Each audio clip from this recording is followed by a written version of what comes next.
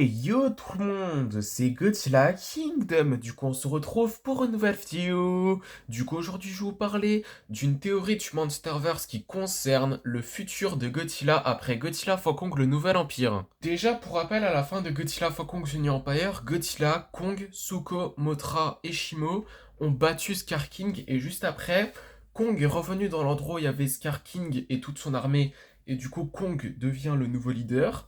Et après, Godzilla, ce qu'il fait, c'est qu'il revient à Rome, c'est-à-dire la ville où Godzilla avait tué Scylla, pour dormir dans le Colisée. Et la question qu'on pourrait se poser, c'est quel avenir pour le roi des kaiju? Déjà, pourquoi Godzilla il dort dans le Colisée? La raison a été confirmée il y a quelque temps.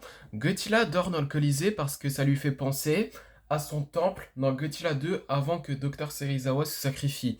Et du coup, pour ça, on pourrait penser que le Colisée à Rome, c'est son nouveau territoire. Et du coup, si c'est le cas, tous les humains, maintenant, sont au courant où il est Godzilla. Aussi, on pourrait se poser des questions sur son évolution. Déjà, pour rappel, dans Godzilla x Kong The New Empire, ce que Godzilla a fait en ressentant le retour de Scar King, il s'est préparé en consommant des radiations des centres nucléaires en France.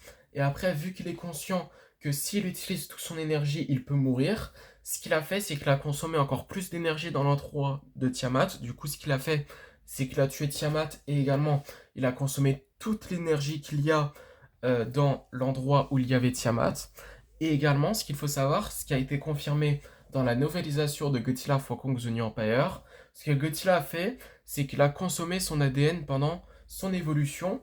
Et du coup, ça confirme, en fait, plutôt ça justifie pourquoi Godzilla a un design très différent. C'est-à-dire que il est plus mince, il a des épines dorsales plus pointues, ce qui fait référence au Godzilla de l'ère Millennium.